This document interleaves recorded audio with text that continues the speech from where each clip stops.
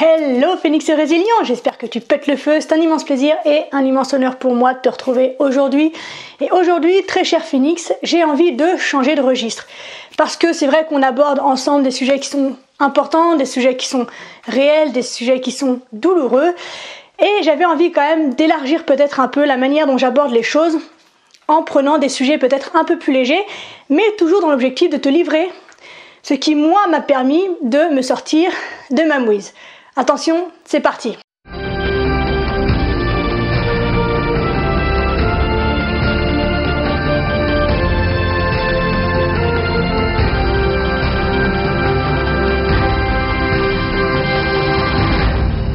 Alors pour cette première tentative donc de parler d'autre chose, j'ai envie de te partager une partie de mon univers. Alors je te dis une partie, mais c'est une énorme partie, c'est-à-dire que je suis absolument passionnée par cet univers-là.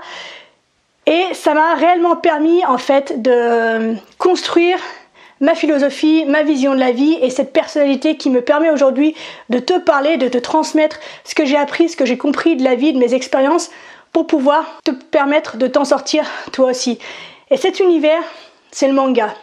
Alors pour celles et ceux qui ne connaissent pas, le manga, c'est ces livres qu'on lit à l'envers, qui sont en noir et blanc, c'est les BD japonaises. Et j'ai plongé mon nez dedans, je devais avoir 10-12 ans. Et depuis, j'en achète régulièrement, c'est un univers qui me passionne. En plus, il y avait un petit goût d'interdit parce que j'ai vécu une adolescence particulièrement difficile et douloureuse. Et il y avait une notion de risque, parce qu'à l'époque, tout ce qui me faisait du bien, tout ce qui était plaisant pour moi, en fait, devait être caché, supprimé ou détruit, abîmé. Et c'est vrai que du coup, il y avait cette notion d'interdit. Quand j'en ouvrais un, je savais que j'avais pas le droit de le faire. Il y avait ce petit goût un peu d'aventure et de dépassement de soi qui était super intéressant. Et au-delà de ça, c'est vrai que ça m'a accompagnée. En fait, j'ai pu m'identifier à des personnages qui sont forts, qui ont des personnalités qui me correspondent, qui ont des vécus, des histoires, des objectifs qui me correspondent aussi. Et c'est vrai que ça m'a appris énormément de choses, ça m'a appris à prendre du recul et ça m'a appris à poser les choses dans ma vie pour pouvoir m'en sortir. Donc dans cette vidéo, ce que j'ai envie de faire, c'est de te partager 10 points que j'ai notés sur mon petit carnet que les mangas m'ont permis de mettre en place dans ma vie, 10 choses que les mangas m'ont apprises, donc 10 choses parmi tellement d'autres, mais que je trouve très intéressante de partager avec toi et que je t'invite à mettre en place toi également dans ta vie. Ok, c'est parti. Donc, la première chose que le manga m'a appris, et je crois que c'est une des choses les plus importantes, c'est l'importance d'avoir un pourquoi puissant. Et quand je parle d'un pourquoi puissant, je parle en fait d'une mission, je parle d'un intérêt pour une activité, pour une posture, mais un intérêt qui te dépasse. C'est-à-dire que quand tu y penses, tu as ces petits guilis là dans le ventre, tu peux pas, t'es obsédé par cette idée, par le fait de réussir dans ce domaine, par le fait de réussir en tant que patron, le fait de réussir en tant que maman, le fait de réussir en tant que conjoint, le fait de réussir en tant que, je sais pas, que sportif, le fait de réussir en tant qu'être humain, le fait de réussir, quel que soit le domaine dans lequel tu as envie de réussir, il est super important que ce pourquoi soit défini et qu'il soit ultra puissant. Il faut que quand tu te lèves le matin, tu n'aies que ça en tête. Il faut que cela puisse te permettre de dépasser n'importe quel obstacle. C'est-à-dire que quand tu chutes, quand tu as mal, quand tu croises quelqu'un qui te fait du mal, quand tu vis une expérience qui est compliquée, tu as toujours en tête la raison pour laquelle tu vis, la raison pour laquelle tu existes. Et il est important que tu te battes pour ça, que ce soit bien défini et que tous les jours, ton esprit soit orienté sur cet objectif.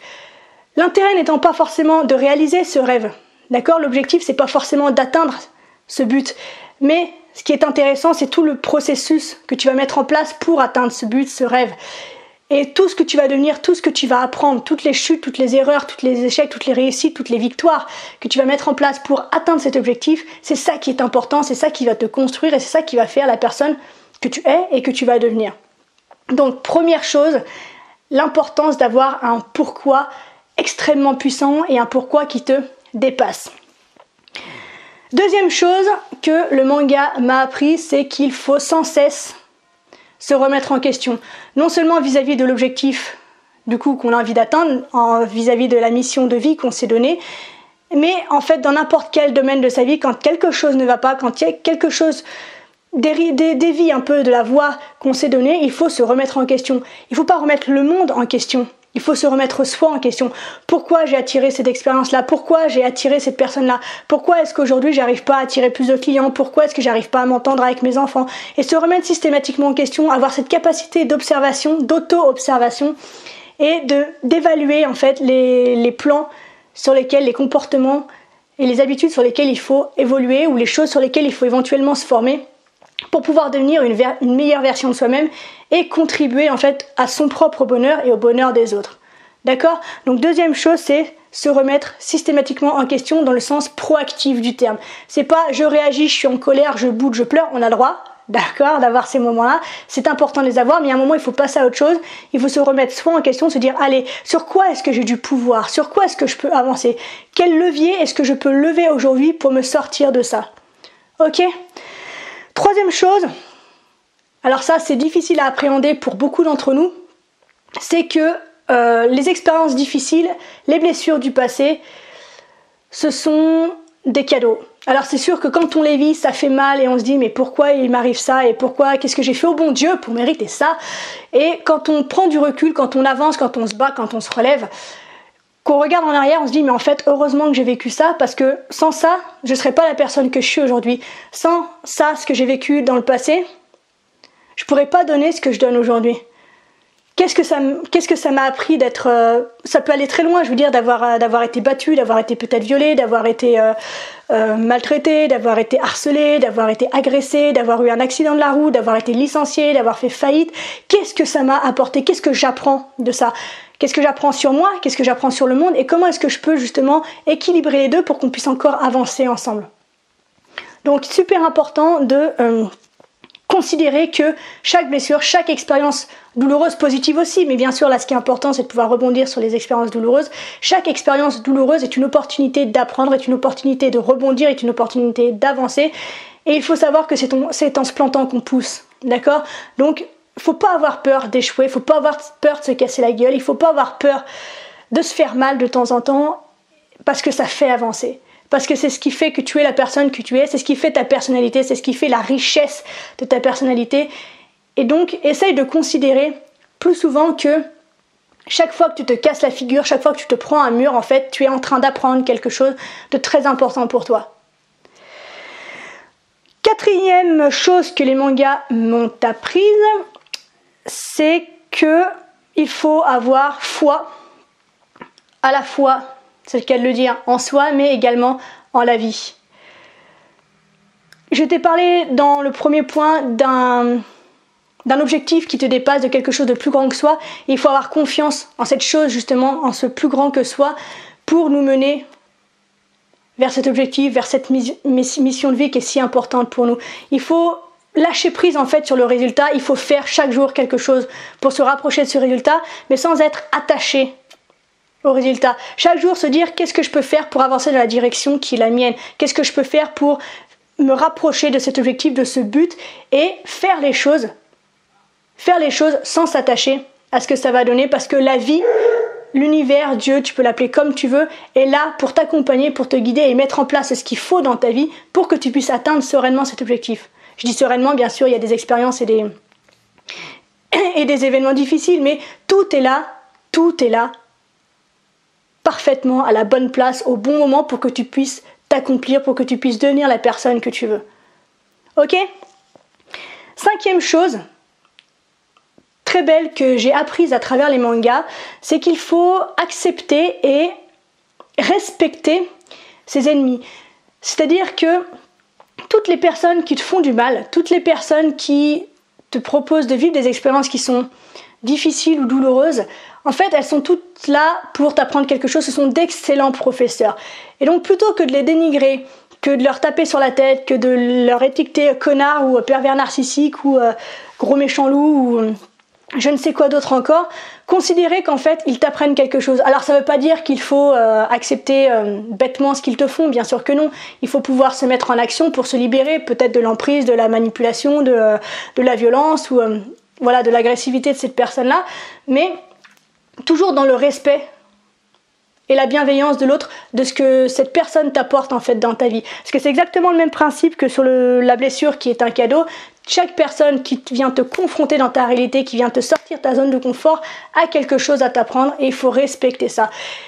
Respecter également le fait qu'on a tous une vision du monde, une carte du monde qui est différente. Donc quelque chose qui est logique et sain pour toi ne l'est pas forcément pour quelqu'un d'autre. Et apprendre en fait à conduire ta vie à travers toutes ces visions différentes et à accepter que l'autre en face de toi défende des choses qui te dépassent, que tu ne comprends peut-être pas, d'une manière que tu ne comprends pas non plus, mais qui est importante pour lui. Et donc du coup, l'acceptation et le respect de ses ennemis, et donc des expériences difficiles qu'il t'amène à vivre, c'est super important pour grandir. Ensuite, la 6e chose, c'est savourer les instants de bonheur. Parce qu'il est vrai que ces personnages de manga ont tous un passé extrêmement difficile, ils ont tous une mission de vie extrêmement difficile, ils s'entraînent tous de manière extrêmement difficile, mais à chaque fois qu'ils ont l'opportunité de passer un moment avec un ami ou de manger un bon plat ou de se prélasser dans un bon bain chaud, ils le font à fond. C'est-à-dire que tout le reste s'évade de leur esprit et ils vivent les choses à fond. Quand ils aiment quelqu'un, quand ils ont une amitié forte, quand ils ont n'importe quel petit instant qui paraît anodin, qui paraît ordinaire, en fait, ils savent le rendre extraordinaire et en profiter à fond parce qu'ils savent que ce vers quoi ils tendent, c'est difficile, c'est douloureux, c'est compliqué, il faut se battre, il faut être sérieux, mais entre chaque moment où il faut être sérieux, on a le droit et il faut profiter des gens qu'on aime et de tous ces petits moments de joie et de bonheur. Ok, parce que c'est ce qui donne de la force justement quand on s'en souvient dans les moments qui sont difficiles. Ok, 7e chose que les mangas m'ont apprise, c'est que il faut s'apporter ce qu'on veut que les autres nous donnent. C'est-à-dire que on ne peut pas demander aux autres de nous aimer si nous-mêmes on ne s'aime pas, parce qu'on ne montre pas l'exemple, on ne montre pas la manière dont on aime être aimé justement. Et c'est la même chose pour tout. On ne peut pas demander à quelqu'un d'autre de nous respecter si on ne se respecte pas soi-même. On ne peut pas demander à quelqu'un d'autre de prendre soin de nous si on ne prend pas soin de nous. On ne peut pas demander à quelqu'un de nous rendre heureux si on n'est pas capable de se rendre heureux. Et c'est super important en fait, cette autosuffisance dans chaque domaine de sa vie. Ça ne veut pas dire qu'on ne peut pas se tourner vers les autres, ça ne veut pas dire que les autres ne nous apportent rien, mais si les autres ne sont pas là quelque part, c'est pas grave parce qu'on est capable de s'apporter ce dont on a besoin et tout ce qui est vital pour nous. Donc il est super important de prendre ses responsabilités et de devenir un peu notre papa et notre maman, c'est-à-dire que quand il faut nous tirer du lit, c'est à nous de le faire, quand il faut faire la cuisine, c'est à nous de le faire, quand il faut aller faire les courses, c'est à nous de le faire, quand il faut s'aimer, c'est à nous de le faire, quand on veut être heureux, c'est à nous de le faire, quand on veut du bonheur, c'est à nous de le construire, quand on veut changer d'emploi, c'est à nous de le faire, quand on a envie de quelque chose, il faut arrêter de se tourner vers les autres et d'attendre que ce soit eux qui fassent les choses pour nous. C'est pas l'extérieur qui change parce qu'on le demande, c'est parce qu'on change notre intérieur que l'extérieur va évoluer. Et c'est super important de prendre conscience de ça. Ok, 8e chose que les mangas m'ont appris, c'est qu'il faut faire les choses par amour. Le sentiment le plus puissant au monde, c'est l'amour. Et fais tout ce que tu fais par amour pour toi, par amour pour les autres, par amour pour la vie, par amour de l'amour, par amour tout simplement. Fais les choses de manière à te sentir bien, à te sentir épanoui, à te sentir éveillé, à te sentir conscient, à te sentir en paix. Il y a deux sentiments en fait qui dirigent le monde, c'est l'amour et la peur. Et je t'en supplie, lâche la peur. Quand tu fais quelque chose, pose-toi 2 secondes et demande-toi pourquoi tu le fais. Et si tu découvres que ce pourquoi, justement, c'est une peur maquillée, trouve la manière de le faire par amour. Trouve le moyen de mettre de l'amour là-dedans. C'est super important de se libérer de la peur, de se libérer de ces chaînes, de se libérer de toutes ces croyances qui nous tirent vers le bas et qui sont fausses en plus.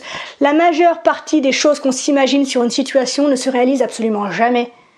Jamais. Donc super important de faire les choses par amour. Mets de l'amour dans tout ce que tu fais. Mets de l'amour quand tu cuisines. Mets de l'amour quand tu conduis. Mets de l'amour quand tu vas travailler. Mets de l'amour quand, tu te laves. Mets de l'amour quand tu prends quelqu'un dans tes bras, fais les choses à fond et par amour. Ne te laisse pas distraire par d'autres machins et tout. Sois pleinement présent et fais tout avec amour et bonheur. Ok ? 9e chose que les mangas m'ont apprise, c'est que il est absolument indispensable de se mettre au service des autres. Alors je répète sans arrêt que tu es la personne la plus importante de ta vie et je ne dérogerai jamais là-dessus. Mais une fois que justement tu as pu t'apporter tout ce qui est important pour toi, tout ce qui est nécessaire pour toi, il est temps à un moment donné que tu puisses donner tout ça aux autres. Alors sans t'oublier bien sûr, tu restes toujours la priorité dans ta vie. Mais le potentiel d'une personne, les capacités d'une personne s'expriment pleinement quand en fait elle est mise à contribution, quand elle est mise à disposition des autres. C'est important de travailler seul, de s'entraîner, de persévérer, de répéter les choses. Mais il faut que ces choses-là que tu répètes tout seul dans ton coin, à un moment donné, tu puisses les donner. Parce que c'est une énergie, c'est quelque chose que tu vas donner, tu vas recevoir en retour. Et plus important encore, tu vas te sentir riche de donner. N'attends rien en retour, fais les choses toujours par amour et pour les autres. Parce que tout ce que tu donnes, tu reçois. Quand tu sèmes quelque chose, tu récoltes forcément quelque chose. Alors peut-être que ça tombera pas forcément tout de suite, peut-être que tu vas faire quelque chose aujourd'hui et que tu auras le retour dans quelques années. Mais c'est super important de prendre en considération l'importance d'être en relation avec les autres et de faire les choses pour et avec les autres. Ok ? 10e et dernière chose que les mangas m'ont appris, c'est qu'il faut justement persévérer et répéter les choses. On ne peut pas prétendre changer de vie, on ne peut pas prétendre changer de comportement, on ne peut pas prétendre changer d'habitude si on ne s'y met pas tous les jours, si on ne s'y met pas toutes les heures. Un mode de pensée que tu changes, c'est chaque seconde tu fais attention à ce que tu fais. C'est difficile, c'est douloureux, il faut s'observer sans arrêt, c'est long, mais c'est super important d'avoir cette capacité de t'observer. Et à chaque fois que tu dévies, c'est comme en méditation. Quand on est en méditation, on dit que quand tes pensées dévient, recentre-toi simplement sur ta respiration. Et bien là, en fait, c'est pareil. Quand tu te rends compte que tu penses à nouveau négativement, reviens sur tes pensées positives. Quand tu te rends compte que tu respires plus avec le ventre, c'est une habitude que tu as envie de mettre en place, et ben reviens simplement sur les choses qui sont importantes pour toi. Donc que ce soit les pensées positives, que ce soit les comportements, que ce soit le simple fait de dire non, que ce soit le simple fait de dire oui, que ce soit le simple fait, je sais pas, tout ce que tu as envie de mettre en place dans ta vie, il faut que tu le répètes sans arrêt. Et pour sortir d'une emprise ou d'une situation difficile, c'est exactement le même principe, c'est-à-dire que tous les jours, il faut que tu mettes une action en place et cette action, il faut que tu la répètes, que tu la répètes, que tu la répètes. Chaque jour, tu analyses le résultat, chaque jour, tu changes un peu ce qu'il faut que tu fasses et chaque jour, tu arroses cette graine pour qu'enfin elle fleurisse et qu'un jour, tu puisses te barrer et que tu puisses vivre la vie à laquelle tu aspires et la vie que tu mérites surtout. Car personne ne mérite de vivre dans la souffrance. Et il y a un proverbe chinois qui dit, ou japonais, je sais plus, enfin bref, quelque part de là-bas, qui dit que la douleur est inévitable, mais que la souffrance, elle, est un choix. Et j'aime particulièrement cette phrase parce qu'effectivement, il y a des choses sur lesquelles on n'a pas le contrôle, il y a des choses qui nous arrivent, qu'on ne contrôle pas, qui sont douloureuses et difficiles. Mais la douleur, elle est, je vais pas dire instantanée, mais elle est ponctuelle. Alors que la souffrance, c'est un état que l'on cultive, dans lequel on prend plaisir quelque part à cultiver et dans lequel on se baigne avec bonheur parce que ça attire les gens, parce que ça attire l'attention, parce qu'il y a des gens qui prennent soin de soi. Mais tu te rends vite compte qu'en fait dans cet état-là, quand on le prolonge, quand on le cultive, on se retrouve tout seul. Et ça va à l'encontre de ce que je te disais auparavant, de contribuer, de faire les choses par amour, tout est lié. Donc, persévérance et répétition. Donc pour résumer, les 10 points que les mangas m'ont appris à mettre en place dans ma vie, c'est avoir un pourquoi puissant, se remettre en question continuellement de manière proactive. Chaque blessure est un cadeau et une opportunité d'avancer, de grandir. Avoir foi en soi et en la vie, accepter et respecter ses ennemis et les expériences difficiles, savourer les instants de bonheur, se donner ce qu'on veut que les autres nous donnent. On est la priorité dans nos vies, ok ? 8. Faire les choses par amour. 9. Se mettre au service des autres. Et enfin, persévérer et répéter. Chaque fois que tu chutes, tu te relèves, tu recommences, tu te remets en question et c'est reparti mon kiki. Ok ? Donc voilà, c'est tout pour aujourd'hui. La vidéo est assez longue, j'espère que c'est un format qui t'intéresse. Je pense que je reviendrai comme ça plusieurs fois sur des sujets qui me portent et qui m'ont permis de me sortir de situations extrêmement compliquées et douloureuses également, comme toutes celles que tu traverses en ce moment. Il n'y a aucune prétention dans tout ça, c'est juste une manière d'amener les choses de manière peut-être plus légère, plus plus sympa, plus détaché peut-être aussi. Et donc voilà, moi le manga c'est un univers qui me passionne, qui me fascine. J'ai un budget mensuel manga, c'est clair et net. Je suis absolument accro. Addiction au manga. Bref, voilà, c'est tout ce que j'avais envie de partager avec toi. Donc n'hésite pas comme d'habitude à interagir avec moi via les commentaires. J'aimerais bien savoir toi quels sont les héros, quelles sont les histoires auxquelles tu t'es identifié pour te sortir de tes difficultés ou voilà pour pouvoir avancer dans la vie. Si tu penses que cette vidéo peut en aider certains et en éclairer d'autres, je t'invite à liker la vidéo puis à la partager afin qu'un maximum de monde puisse profiter de cette expérience mangaesque, expérience du manga que j'ai depuis donc des années, qui m'apporte tellement de choses au quotidien. On se fout de moi régulièrement parce qu'on trouve que c'est encore une attitude de gamin, mais moi je m'enrichis de tellement de choses par cet univers que c'est super important pour moi de le partager avec toi. Si tu veux rejoindre le mouvement des phénix positifs pour partager des défis, des expériences, des outils pour te permettre de dépasser tes difficultés, je t'invite à t'inscrire via le lien qui s'affiche maintenant ou qui se trouve également dans la description de la vidéo. Et enfin, je te laisse respirer. On se retrouve très bientôt dans une nouvelle vidéo. D'ici là, bien sûr, prends soin de toi, sois reconnaissant envers la vie et célèbre chaque jour la magie d'être en vie. Et surtout, n'oublie jamais que tu es la personne la plus importante de ta vie et que de ce fait, tu mérites ce qu'il y a de meilleur. Je te souhaite une extraordinaire journée, une magnifique semaine. Je te dis à très bientôt. Je t'aime. Ciao.